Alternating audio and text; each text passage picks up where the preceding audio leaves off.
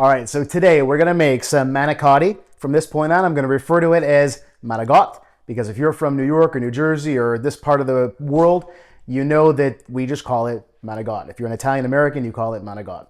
So the reason I decided to make manigot today is because I opened the refrigerator, kind of took a look at what I had, and the key ingredient that I wanted to use up was the ricotta. It's opened. I used it a little bit last week, and I want to make sure that we don't waste it and use it. So let's make this manigot. You're going to love it. It's not an exact ingredient recipe because it's what I have left in the refrigerator, but it is a good general idea on how to make manigot. Let's do it.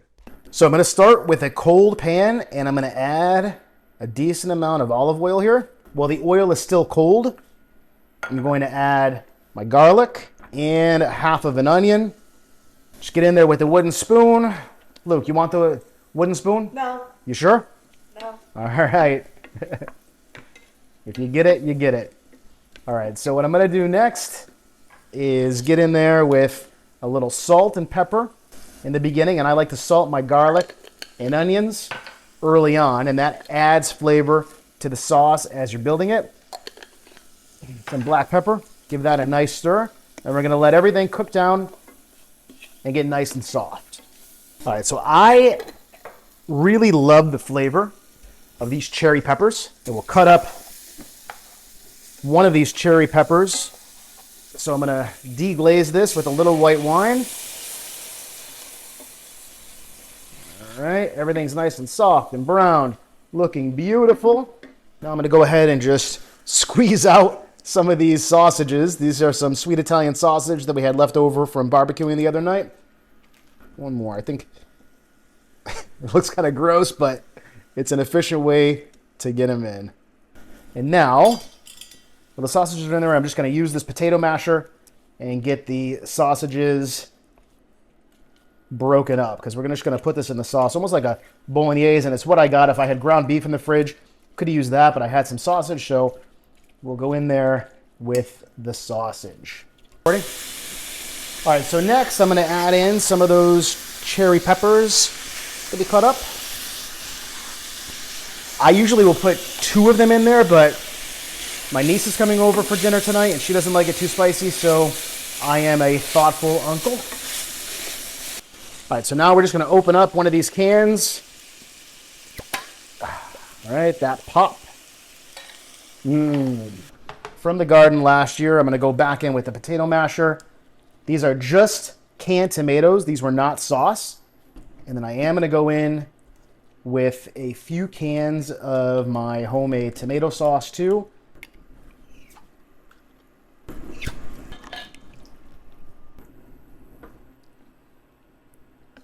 All right.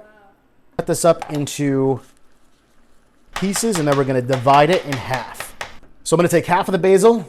I'm going to add it right now. Give that a nice stir. Ooh, looking good, looking good. And I'll keep the other half in the refrigerator, and we'll add that later on after the sauce develops some flavor. I like to do it in layers. All right, so now we're going to make the ricotta mixture, or we're going to refer to this as the ricotta. If you know why Italian Americans cut off the last vowel at the end of stuff, drop a note in the comments. I'd love to hear it. I don't know why we do it, but we do. This ricotta mixture I use for pretty much all of my different stuff. So if I'm making lasagna, I have a great lasagna video. You should check that out. Same exact kind of base for the mixture. So this is kind of my consistent go-to on how I make my ricotta mixture. All right, so first we'll go in with the ricotta. All right. Then we're gonna put in some parsley. I'm not gonna put it all in, but I do like a lot of parsley in there. We'll add salt, pepper, cheese. I want to try this. All right, so we're gonna try this before we put in the eggs. Try it. Let me know what you think first.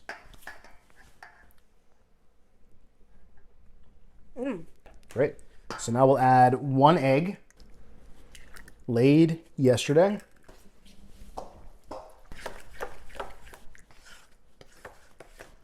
right, that's it.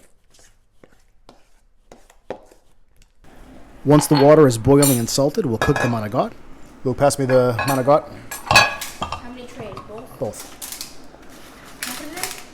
Yeah, come over. Now the package says to let it cook for like 6 to 7 minutes. We're not going to do that. We're going to let it cook for about 4 to 5 minutes.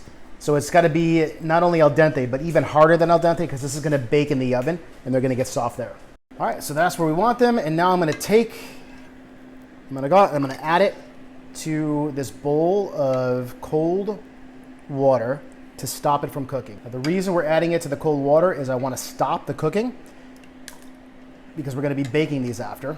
Okay, so the manigotti's been cooked, sauce is done, and now I just took a little ball jar and filled it with a Ziploc freezer bag, and I'm going to use that to fill the Ziploc bag with the ricotta mixture. And we're going to use this like a piping bag, like pastries. Squeeze that back out, and that is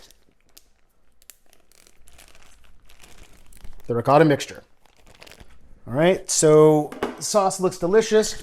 I still have a little bit of my ricotta mixture, and I don't want to waste anything. So this is going to go right into my sauce and kind of make a almost cream sauce with the extra ricotta. So we don't want to waste any of this delicious, delicious stuff.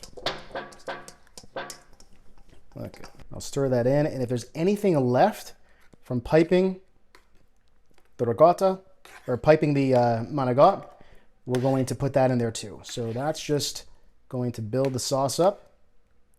All right, I'll slide this back over. All right, so now we're ready to assemble.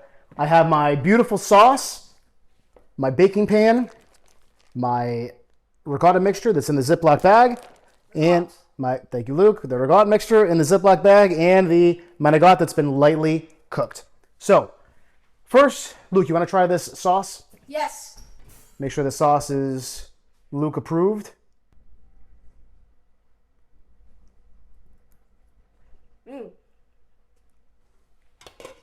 Approved. Approved. Good. All right, so now I'm going to take this Ziploc bag and I'm just going to cut a corner off of one end like you're, going to pipe some frosting in. And from here, we're just going to pipe in the ricotta filling into each manicotti.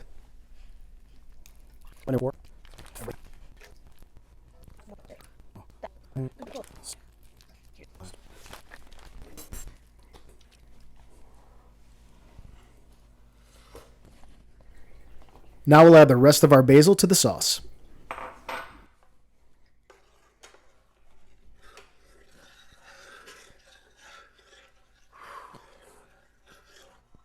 This is awesome. All right, so now we're just going to cover all of these with this delicious sauce.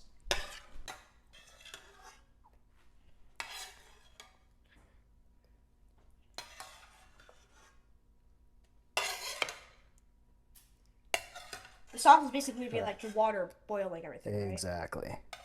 That's good. Stop. Let me, all right. Put in some of these spots here. I'm going to actually just kind of, oh, look at that bubble right there. Hit the top with some Pecorino Romano. Then some mozzarella cheese. Here, got the edges, need some more.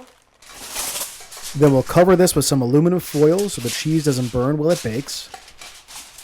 Now we're going to pop it in an oven that's been preheated to 375 degrees for 45 minutes, removing the foil in the last 10 minutes to let the cheese get golden brown.